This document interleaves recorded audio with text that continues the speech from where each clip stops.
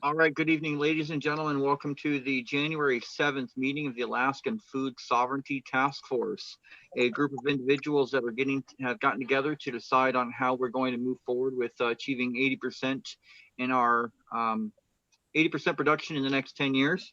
So before we do our round robin of introductions, I'd like to go ahead and offer up to folks who can see it. We're doing a little celebratory breaking of the bread together.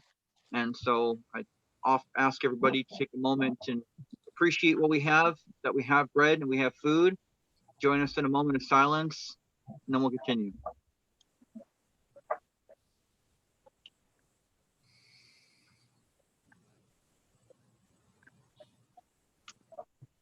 Yummy. Okay. So for those who don't know me, my name is Robert Shields. I'm the executive director and founder of a nonprofit based here in Alaska called the Alliance for Reason and Knowledge. Food is a foundation of civilization, and we are all about empowering planetary civilizations, and food, energy, and security are the basis of regenerative economies that will help us connect to the earth. And in connecting to the earth, I think we can begin the healing. So I'm here tonight to try to help coordinate these efforts and to facilitate the space for other good people to come together and make stuff happen. And tonight I have two of those people with me. So Callan, would you like to introduce yourself real quick? Hey, I am Callan Christensen. I live in Fairbanks, Alaska. I'm a farmer, I'm a forager. I'm very interested in cooperative economics and creating democratic food systems and food sovereignty. I'm fascinated by nutritionally dense foods that bring energy and vitality, and working together here with like-minded individuals to see what kind of projects and what resources we can share with each other to enact some change. Excellent, excellent. So Joe, would you like to introduce yourself? Sure, yeah. I'm Joe, owner and founder of VAST, Vertical Agriculture Sciences and Technologies. I'm a futurist and a businessman. And I have, that's about it. That can be quite a lot. It can be. Okay. So tonight, the agenda really is about how we expand our group, because 3 people, 5 people aren't going to achieve a significant progress to food sovereignty anytime soon. And the goal for 2021 is actually 5%. So what we're proposing and what we've been talking about offline or around the circles in this kind of ongoing fluid conversations which happen between the meetings are focusing on what we can do between now and Earth Day. And our agenda for tonight is focusing on how we go about expanding the team to get more people involved in this different aspects of what we'd like to try to do between now and Earth Day. One of those is the Equinox concert, and then really just kind of discussing what we can do with Earth Day.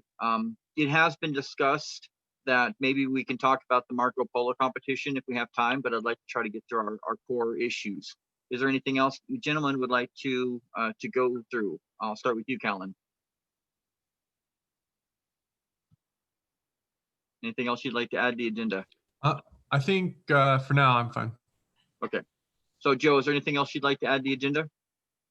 The current agenda for 2021 is just the 5%. Develop a method of measurement to know exactly how much 5% is and where it's grown. So I guess that would be part of it. And then are we still trying to do the concert thing? Yeah, the concert thing is one of the things I'm suggesting for Earth Day, and it's actually something that we should look at putting together a working group for. So that's we can jump right into that. So in the past couple of meetings, we've been talking about one of the ways to. So first of all, the focus that we've decided to take with the Food Sovereignty Task Force is really focusing on awareness, raising awareness around what real food is versus food products, how vulnerable our state is, and basically how to induce a stronger market, because we know that to get to 80% food production is more than just about growing a bunch of food. It's about processing, storage, the industry, the market, all of that kind of stuff. And we want to help bolster that. So kind of like a chamber of commerce for the food industry in Alaska. The other part of that is training folks to know how to use real food and real food ingredients, as well as the professional opportunities for getting involved in food, at which point we can help them, direct them to the Small Business Association or other groups that are working on the business into food. So with that in mind, what we're looking to do here is basically between now and Earth Day, formulate a strong group that will be able to work together through the next decade as we identify the metrics on what we're looking at, and then how to achieve them in practical applications while engaging as many people as possible. So the idea of putting together this concert was one of the ways to be able to not only raise funds for other educational efforts and to get web pages up and send people to training and start getting some connections made so we can build up our base, but it was a way to give people, especially after the year we went through, a way to really celebrate and to give something, you know, people kind of a way to get out. Now, we don't know whether they're going to be able to do in-person concerts or not. So what we've been toying around with is the idea of having like a virtual concert that can cascade, and I'll get to that in a second, but have it local for folks like in Constitute and Barrow and Kenai and Homer and all the way, you know, as far south as we can go. But the idea is that they can be local, and then we can start in the morning in the north, and then every 2 hours switch channels to another concert, so we can kind of move from the north to the south during Equinox to kind of, you know, tie all that in. But the idea is just to get the kind of state together working on something, because there's very few things together that the people of the state are actually working on together other than trying to survive. And that they're not working on together, they're working on in tandem. So that's the idea behind the concert. So Joe, you were talking about this earlier. What are your thoughts on how we do this? Well, I think virtual concerts, wonderful idea. The headliners should always definitely, and bandmates should definitely all be local and could be various. So you could have like local band Decepticide and what is it, Alaska Thunderfunk, and they could be, you know, headlining bands, and they're both different spectrums of because they're Alaskan, they're all from here. You know, kind of like how Mark Riblet did it throughout the pandemic. Everybody could show up at like a live Facebook feed thing. You can call it even something like Food Fest or whatever, just to kind of give it a catchy name. So really, if you have the date, date and location is all we need before we can start really enlisting any bands. But that would be perfect. Well, the date for the concert that we've been toying around with is the 21st, which will be April 21st, the Equinox. I believe that's Tuesday. I think it's a Tuesday night. So, Callan, what are your thoughts? Yeah, it sounds like a great idea. It's going to be a lot of work. We're going to have to market it like hell. Do it real fast. Talk to like radio stations and local TV, and of course have somebody doing like a full-time online Facebook and Instagram marketing and just talking to everybody about it to see if we can get the word out. And then is it going to be like donation based? Is there going to be like donate here for this? Who's the funds going to, and then what are the funds being used for? That's what my question is. Okay, so right now, as far as the location is going to be determining by each community. And the first question I have is this an effort that we ourselves want to try to take on, or is this something that we want to publicize to encourage volunteers to step up and serve as part of a working group that's focused just on the aspects on the concert? As far as names and stuff goes, we have had for the last several years here in Fairbanks every summer the Great Alaskan Food Stock. However, last summer they had indicated they weren't really doing that much anymore. So I'm not sure if this is something that we can coordinate with them on. But Miriam Button is actually one of the original board members for ARC, and she lives in Fox, which is not too far from there. She's interested in being involved in these efforts, as well as she's got some land up there that she's interested in leasing out to some farmers or some folks who want to farm or something to that effect. She was interested in being part of our food sovereignty efforts. So Callan, you and I should probably get together as Fairbanks folks to work on that. And then, like I said, I think that this would be a good time to announce that we want to do a concert and start putting together some a committee who can focus on that for the 21st, and then we can help them out as they need it. How does that sound? This sounds good. But then once again, I'm wondering how is the donation process going to go, and is that going to ARC? Okay. So right now, the way things are set up is ARC is a 501c3, and we've taken the initiative on this. We've reached out to other groups to work with them. The funding we've set up is for the Food Sovereignty Task Force. So any funds that were raised for this would go towards, there's already a special fund that's set up. So it would go towards that, and it would be the purpose of this group to decide exactly how those funds get spent within the realm of training and training and marketing. Early on, we were talking about the possibility of actually taking on a building project or other, vertical farms and stuff like that. We still would encourage those things, but the complexities require a little more finesse. So that's why I think for this purpose, we really just want to focus on education and getting stuff out there. Maybe doing some guerrilla gardening and helping folks in that respect. But that's basically what we're looking at here. Cool. So oh, sorry. All right. Okay. So it's going to be a fundraiser for this section of ARC, for the Food Sovereignty Task Force. It'll be for us to promote more projects, to bring more awareness for the food security issues that Alaska has. Yes. Yes. Okay. This isn't for energy projects. This isn't for waste projects, even though there are definite overlaps between waste, food, and energy. But for the scope of this, as we spent several weeks prior to Thanksgiving and all the way through the beginning of the year, kind of negotiating how best to serve the industries, how to best serve the movement without impeding what's already going on. So it was very clear that what was necessary was more marketing and more training, and that's an area where we can help out at. So I think that's what we've decided on as the best way we can contribute. So we need to have at least some funds, because there are events, there are training that we can go to. There are other things that we can offer for people who are interested. But essentially, if we want to be able to if we want to advertise for this concert, we need money to advertise. So, we're not trying to get rich off this or anything like that, but the idea is that we need seed money to plant the garden. Cool. And then, so you're talking about getting actually money to reimburse ourselves for the initial investment of this for this. No, we're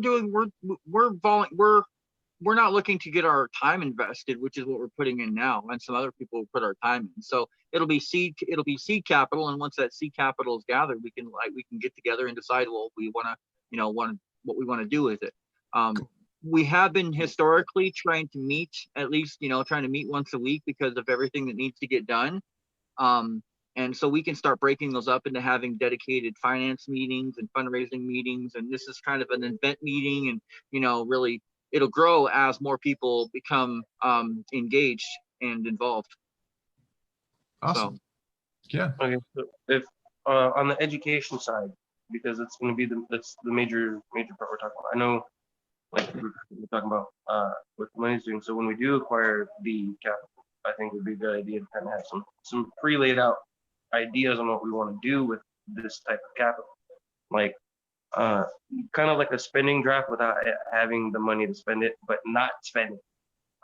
So for like education purposes, we could sit here and talk about how are we going to educate people to grow food. Well, the first step I think would be to help people develop business plans around food growth and development, be it through vertical farming, greenhousing, or what have you, out in the field, like how to classes on how to file for grants from the Department of Agriculture or other applicable grants or loans.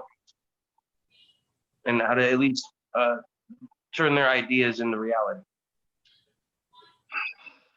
I'm torn on that. I understand, you know, Jerica had a lot of concerns about this area because if you're training people to work at a restaurant and be better cooks, better servers and stuff like that, you're helping to grow the industry. If you're training people, if you're investing money into training people to open more restaurants, then you're creating more competition for existing businesses, and you may be hurting the exact businesses you're trying to help. So this is one of the reasons that at this stage, we were thinking that it would probably be best for everyone if our efforts were really just focusing on like people who want to work in the food industry or who want to be a part of this. Maybe, I don't know, and I'm open to suggestions, but I'm hearing this was a concern that Jerica has brought up about the overlap and creating more competition where we want cooperation. So is that making any sense? It does, but regardless of whether or not we quote unquote create competition, because no matter what you teach somebody, it's going to be up to them to decide whether or not they want to do the start a business. You will have business-minded people, but a lot of times people who want to start a business, like what is it with restaurants, 75 or 60% of them all fail within the first year. And that's just because that's you can have the practical knowledge to know how to grow the food, but running a business and running it in the specific field, like for restaurants or for grow-ups, they have two different demands that have requirements for each separate type of business. So it's like just basic overlay knowledge, I guess. I mean, we can also do stuff like the events where we teach people how to build their own vertical sets, or have seminars on foods that are viable to grow outdoors and what times and what to expect for seasons, I suppose. But to get the ball rolling on a lot of people getting involved quickly, a lot of times people want something that's going to incentivize them to, regardless of whether or not it's a free service or something. So what we're teaching definitely has to be valuable. Yeah. So, Callan, do you have any thoughts on this idea of where the boundary should be as far as how far we go and what our focus for all these wealth and riches we'll be gathering? Well, so what we're trying to do is create more food. So we obviously want to encourage farming, but we need to encourage the system, which is the food distribution system. And the way I'm seeing, you know, obviously you're going to create competition, but competition breeds excellence. And I don't think it would be a bad thing to have more people producing food. I worry about their ability to bring it to market.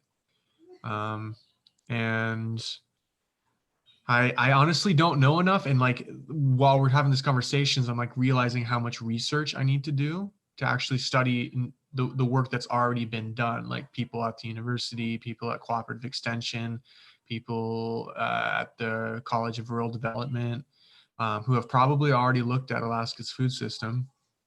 And honestly, I'm totally new to actually looking at food as a system. Like, I've only been starting to do it for the last few months. And I think one solution is that, you know, we could also be educating people on cooperatives, because one of the six, or no, not the sixth principle, but one of the cooperative principles, fundamental principles, is education and making sure that everybody's educated, because a lot of people don't realize that even though we're living in a supposedly democratic society, everybody works underneath the dictatorship almost always, where the people who run the company completely have total control over the lives of everybody and can fire them at will, or, you know, pay them nothing while they reap all the profits and salvage value from them. So I think maybe part of what we could say as our goal for this funding is to teach people how to build cooperative businesses. And in that way, you will have less businesses and more people working under the same business, and all sharing the profits and not competing against each other, and all working for the same thing. Sure. So. Yeah, well, that sounds like a great idea. We can certainly integrate that into our fundraising plans. And the value I like over for business financing and for nonprofit financing and fundraising, as opposed to domestic fundraising, is you know Joe's budget is based on how much he brings in from his job.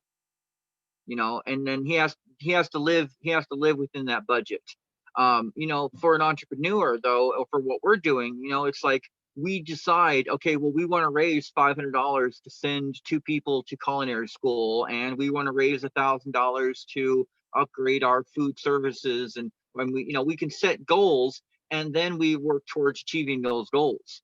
And it's a different kind of mindset, but I think it could be really good. It just means that what we can do is lay out a couple of different, like Joe was suggesting, with charts on different fundraising goals for different areas, and then we can play with those as we move forward. So we also have the opportunity as a nonprofit to have a link available for people who are, at any time just randomly wanting to put money in towards the food sovereignty goal. And it's a separate account, so each and every contribution is tracked. So there's perfect transparency, and Joe's already offered to volunteer to step up to be the treasurer of our little group. So I think we're in pretty good shape there.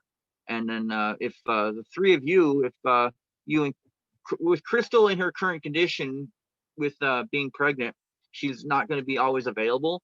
And as we get closer to Earth Day, she's going to be less and less available. So we talked about her and Joe, and if you're available, Callan, to kind of help step up and do some of this organizing part of this, that will be really great.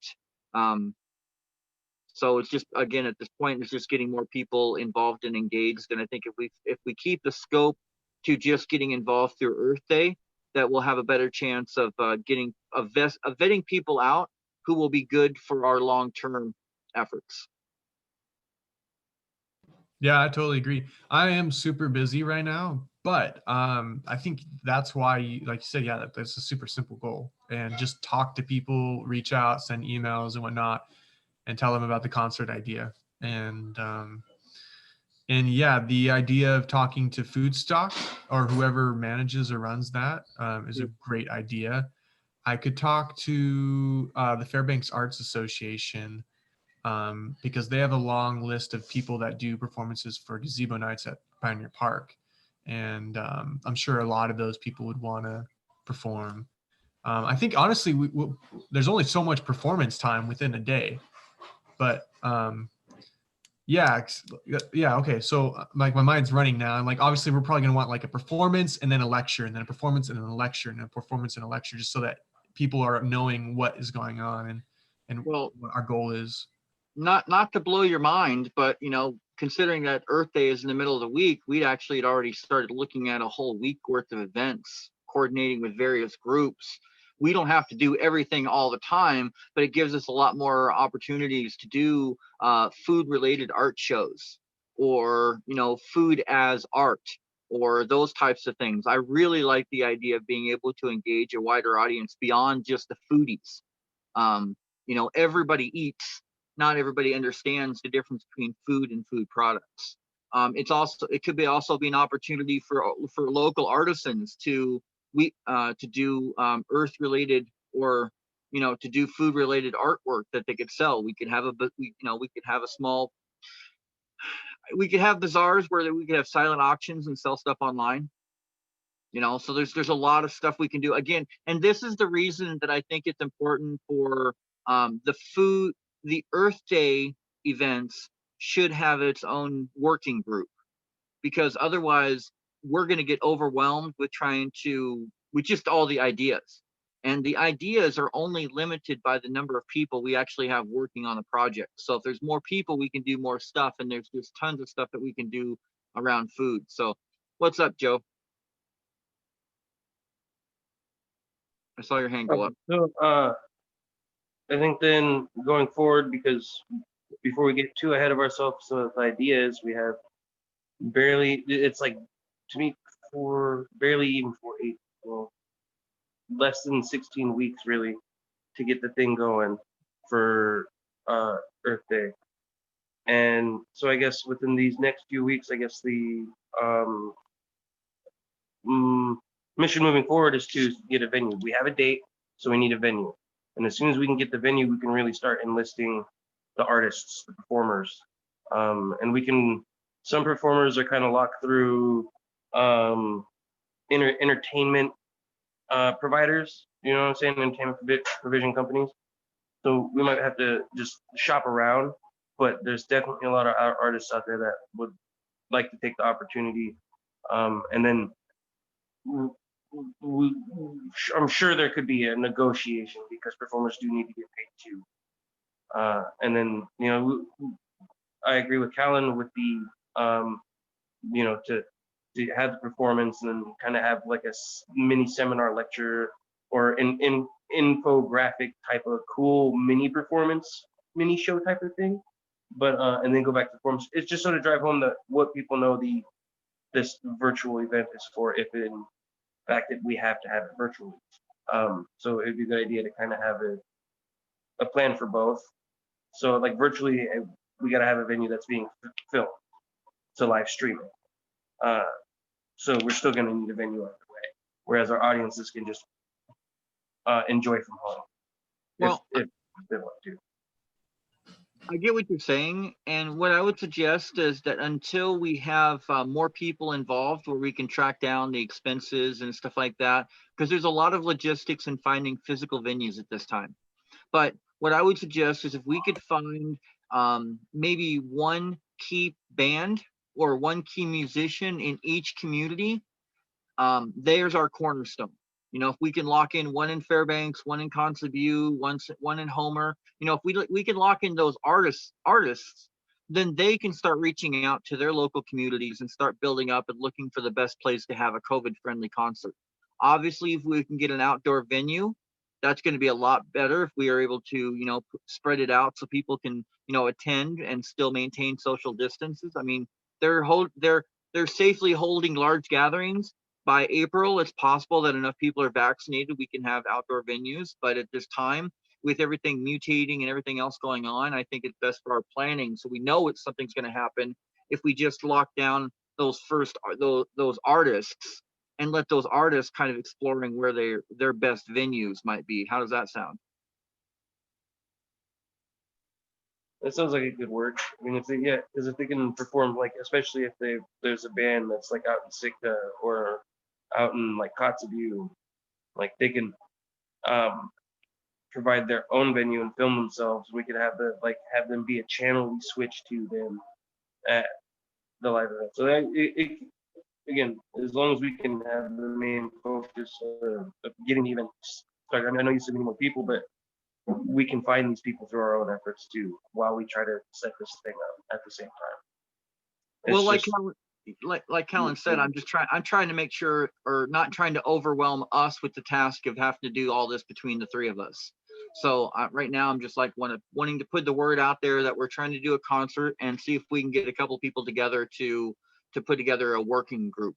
And then, because I really want to focus on, you know, especially I'm really excited about getting you focused, Joe, on this these vertical farm projects and these city scale food projects. So so it's kind of expanding on what we were talking about with Earth Day. The reason I want to focus on maybe having something for an Earth Week or an Earth Month, even for the whole month of April, is not necessarily because I have nothing else to do and it sounds like fun. The idea is that the more opportunities that are out there at this point, 16 weeks away, that's more opportunities for people to come in and take on a small piece of the pie. You know, maybe they're only interested in one day, or maybe they're interested only in one event, and that kind of fills up our block. We can fill up our calendar with that time, and then as things get closer, we can condense things as needed. But the more people we can get involved at this point, I think the more we can get onto what I think is the most important, and that is a regular schedule for celebrations and events. Like I see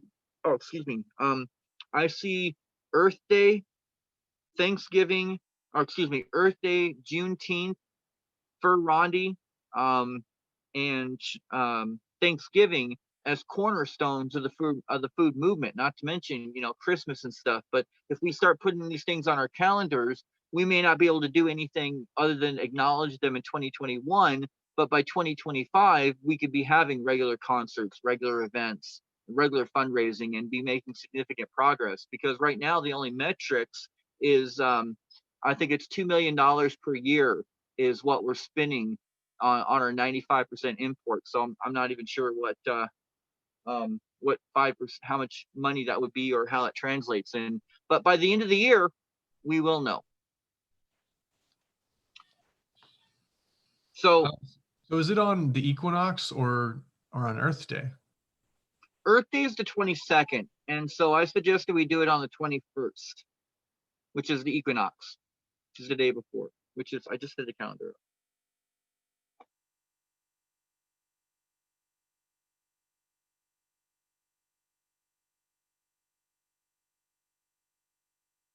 Yeah, Earth Day falls on on Thursday the 22nd, so there's a whole week of things that we could do to line up on. And like I said, it just really depends at this point. Advertising that we want to do something for around on or around Earth Day, that'll get people like you just get your ideas flowing, and then we can expand on that as we have more people involved. But all of these kind of flow together because it gets us what we really need, and that's an expansion on our team. You know, more people showing up regularly. One of the reasons for having meetings every Thursday is that we know not everybody's going to be able to make the meeting. So having these recorded and then being able to share these will give people a sense of chance of continuity, and, you know, some symbionts of normalcy in their lives. And then if we can all remember to break bread every time, I think that's a nice little gesture that really kind of harmonizes us without getting into the, you know, religious overtones of opening prayers and stuff. So thank you, Calvin. Cheers to that. Yeah. So anyway, what else? So all of those kind of cover all. So to get into more of the expanding our group, you know, I've gotten about 437 people logged on to the Food Sovereignty in Alaska group. So if we could drive more people to that group, and do like I'm doing, post more articles, you know, share stuff on that page, that'll help make it more relevant to folks. Cool. I'll definitely do that. I haven't even visited that yet, and I should. And I definitely have a lot of resources I could post on there. That would be interesting. Well, I'm trying. The Facebook keeps reorganizing itself so that it has more resources, and I think that the Food Sovereignty Group, one of the options that it has is actually to have watch parties. So we can find movies and stuff, and we can just, you know, show them through the group as a way to kind of get people interested. There are also things like modules. So instead of just posting everything as a post, there's places in there we can actually create modules to teach people certain stuff, and then that goes into you know, expanded knowledge that we can refer to professionals like Saskia. You know, she's down in Homer and she runs a business teaching people how to garden, you know, how to set their garden up and stuff like that. That's what she does for a living.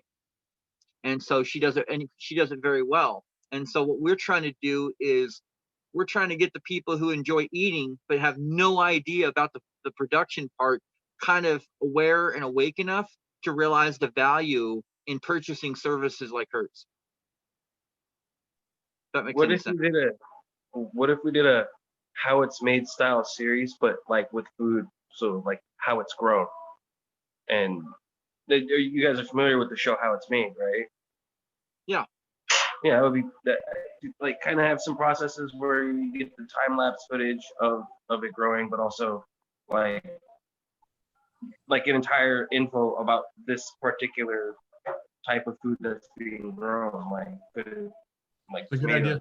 Like Yeah, and you know, I want to bring up something along those lines, because I do think that business is important, and nurturing business is healthy for the environment. You know, business and profit doesn't necessarily have to be an evil thing. So along those lines, I'd like to make an offer to the what is it, the foraging co-op there, Helen, is that if you guys want to produce videos about foraging, how it's foraged or stuff like that, we can market that, and then, we can split the, we can split the funds raised. So some of that money can go into your foraging co-op, and you can to expand that. Does that sound like something worth bringing back to your group? It's a good idea and very in line with what Joe just said. Although I don't know how you plan on marketing it, or how you plan on, just for the sake of education. Yeah, it's a good plan. Yeah, for sure. Well, the idea is we have basic channels, and I've been going through. There's several marketing groups out there, and so I've been learning how to set up these little modules, teach people 3 things at a time, give them something free, get them lined up into a program where they're doing more, so that you can share your knowledge and share your passion with others, and at the same time keep the lights on, pay your bills. Those are important things in this world right now. And as we move towards non-monetary exchanges, like being part of a co-op that has free housing, or you don't need to own a car because there's 10 of them sitting in the driveway, depending on which one you need. Those are the things that we can transition into. But at the beginning, looking at business opportunities and how to nurture a healthy business environment, I think can be healthy to growing these different types of ownership models. There's a lot of them out there, and the only ways we're going to find which ones work and which ones don't are to test them. And Alaska is great for doing that. So if we can create this nurturing incubator space for all these different ideas, we eventually will find what works best for Alaskan and the environment and all that kind of stuff.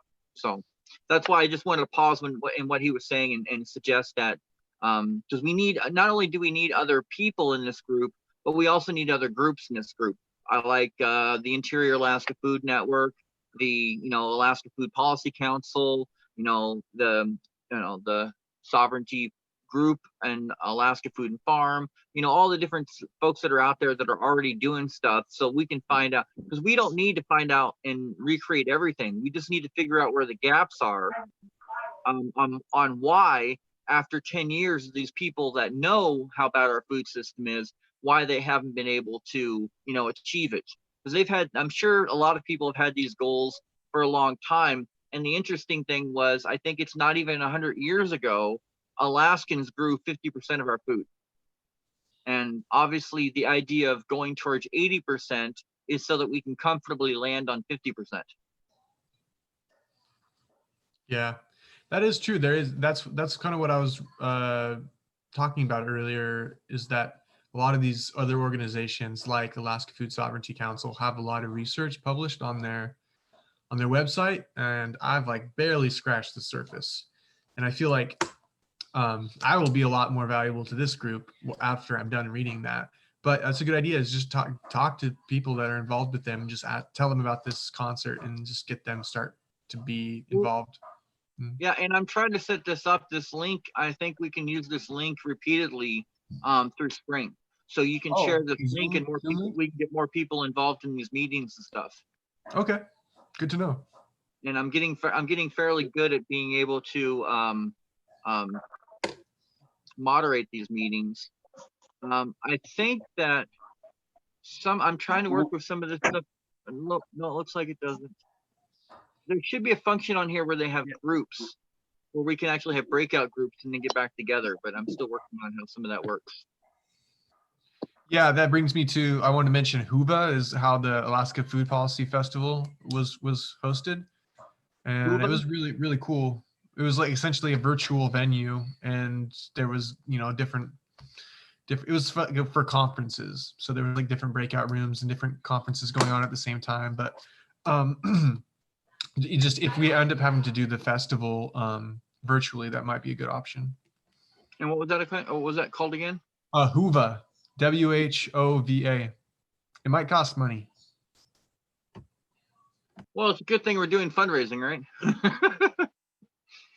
So with that in mind, the other thing that we talked about doing, which we could do between now and Earth Day to raise awareness and potentially raise some funds, is putting on a virtual conference. We had discussed a State of the Food Union, where we could talk about where we're at, why we got there, and then one of the things that was circulating around at the beginning of the formulation of this group was these different perspectives, especially the variance between you and Callan. Because Joe wants to do vertical farming where we can grow indoors what we want 24/7, 365. And you know, Callan, you're on the extreme opposite end of that, is that we adjust our diets to what we can forage on a seasonal basis. You know, and so Not, those two. not entirely true. I am very interested in vertical farming and hydroponics. I am just more currently focused on learning about food forests and how to use the ecosystem that is already there and how to encourage the growth of organisms that are already growing where they want to grow. And what's really cool though is that because us acting as partners, we can help each other's ideals benefit. Like vertical farming, it's in everybody's thing, but foraging, that's also what is it? It's called it's right there on the top of my head. When you're trying to keep stuff, you know, when you're trying to keep like, it was right there on the top of my tongue. Like promoting, like foraging and stuff. It helps the idea of maintaining our forests and like our relationship with nature. Conservation. It's foraging can be kind of pushed as a conservationist effort because there's you know, wild ginger will always sell for way more than you would ever get for any vertical grown ginger.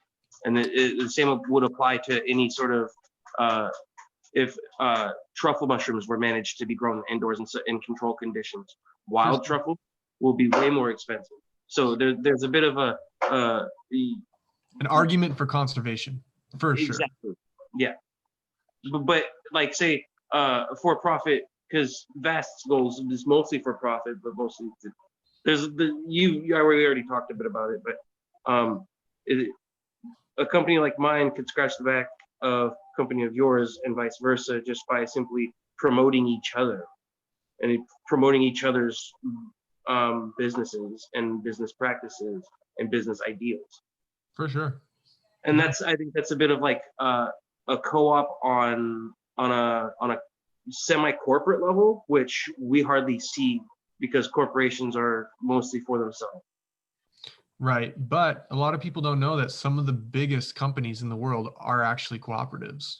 Oh yeah. Well, I would say they own umbrella corporations. They would like you to think that they're cooperatives.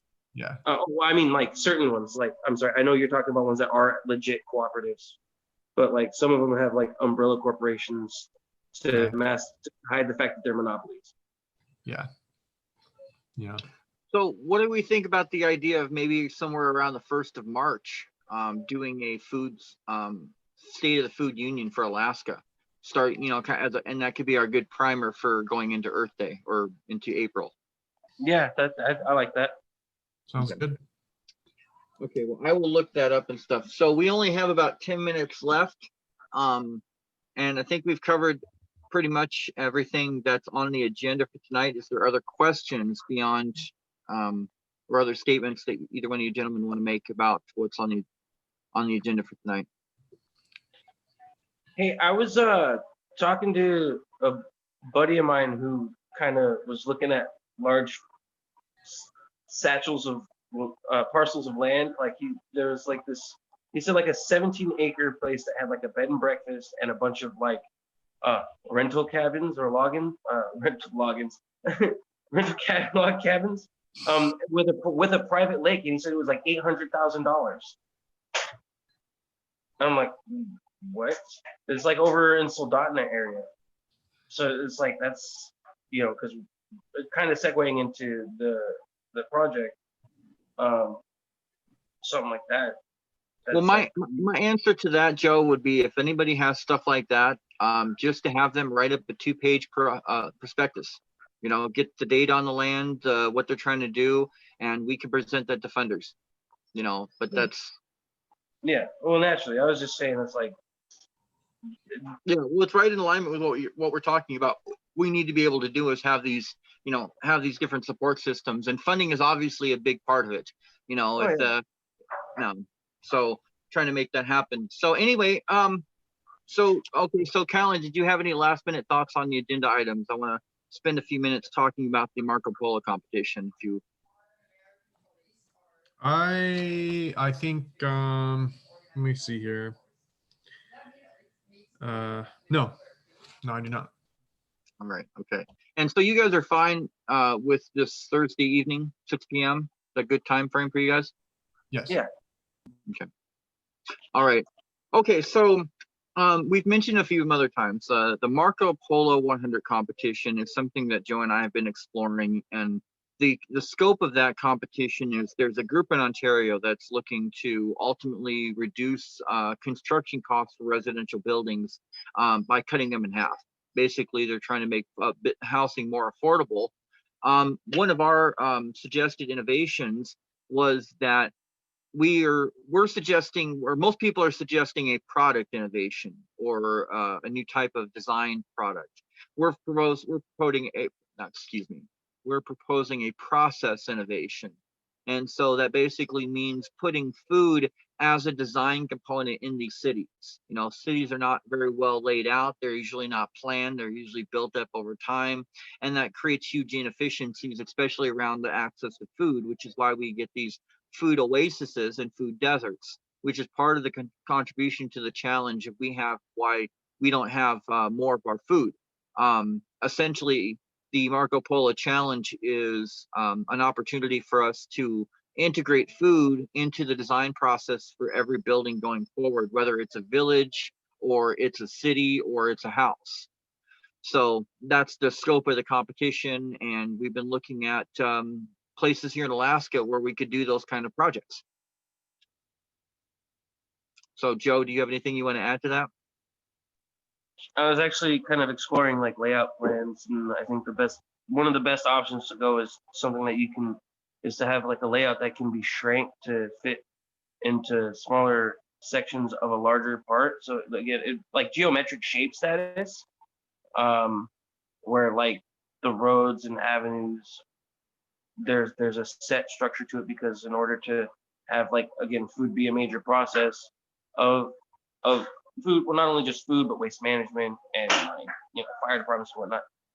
Everything has to be close to these little contributors, and such as food growth and waste management. So, like, it was just there's a lot I'm thinking about on the project, because layout is very important, and if you want something that's going to be like 10 kilometers in diameter, you need something that's going to be able that you can like a shape that you can expand to that size.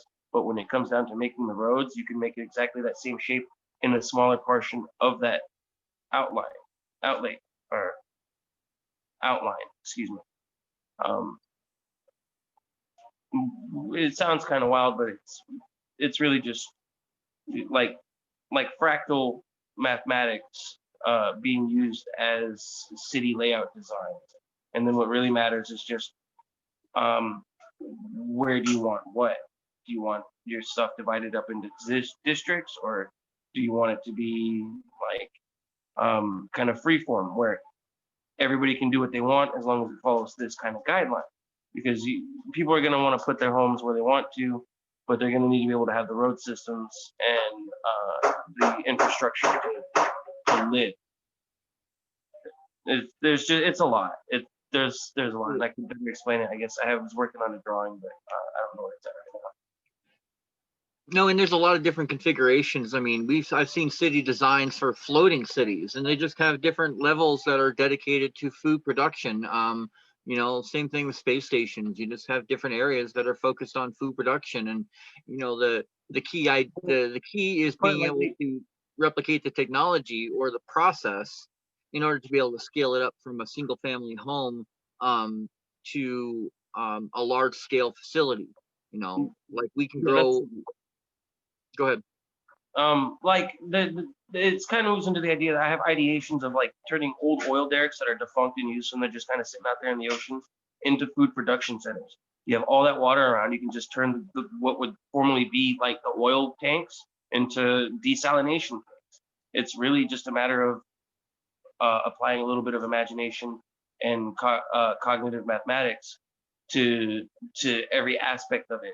It's almost like an architectural issue with an architectural and engineering craft that needs to be worked on. But again, it kind of moves into, food centers you can almost put anywhere, but the best way to provide to our communities is to put them in our communities. So if you're going to put like a food production center around it, your residential spaces are going to be specifically need to be right around residential / commercial. I mean, I don't like the idea, like I was having issues with the idea of turning, because I want to turn my house into a farm. You already know that. And turn it into a business that sells to my neighbors. But there are certain aspects of that, because it's not a commercial building within a commercial zone. I can't really do that because it's a residential. That's kind of certain like city stuff you kind of got to think about when you're building the city too. Like people need to be able to do what they want with their property or whatever they're living on. But also ultimate utility. And you actually get a whole different, yeah, and you can actually get a whole different, a lot more opportunities when you think vertically. You're not thinking of just this different zoning. When you think multi-level flooring, you can actually use multi-zoning. So you can have residential in the upper floors, and you can have the production in the middle zone, and then you can have all the waste processing that keeps everything going down in the bottom floors, and just use gravity. This level I got my veggies, this level I got my grains, this level I got my fruits. That's the goal, essentially, for me. Yeah. So the other part of this is being able to use high density concrete, which allows us to use up to 50 to 65% ground construction material to build houses and all of these different structures that go into these cities. So the idea is essentially that we can build a new world from the trash of the old. So Callan, is there anything you'd like to contribute to the conversation at this point? Yeah, I read the 2-pager, and that's all they're asking for initially is just the 2-page write-up. Okay. Yeah, and they have a lot of issues around intellectual properties. So obviously we're not giving them anything that can be construed as IP. So Okay. those will all come later.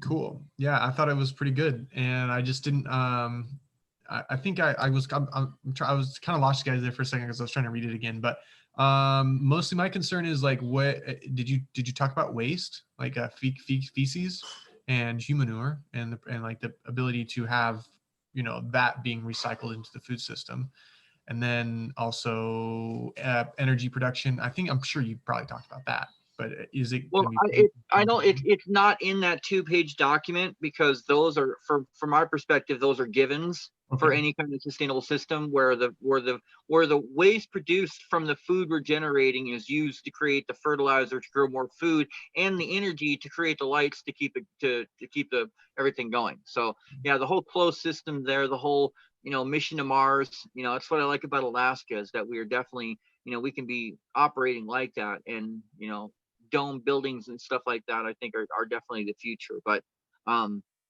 yeah, that's the competition. It's a framework for us to bring our team together. We're still going to be looking for ways to get these projects done, regardless of the way we where we place in the competition. This whole food sovereignty agenda is part of my personal ambitions to drive $10 trillion into the Alaskan economy over the next decade. And a lot of it's going to go into these food security elements. But we need to have these grassroots movements as well to get the foundation going. So I'm glad I could play my part. I'm glad that you guys were able to join us tonight. And I hope to see you all next week with more friends. Thank you, Robert. Thank you for inviting me again, man. It was a wonderful meeting. All right. Well, you gentlemen have a good evening, and we'll talk again soon. Okay. See you guys. See you again. Have a good night, guys.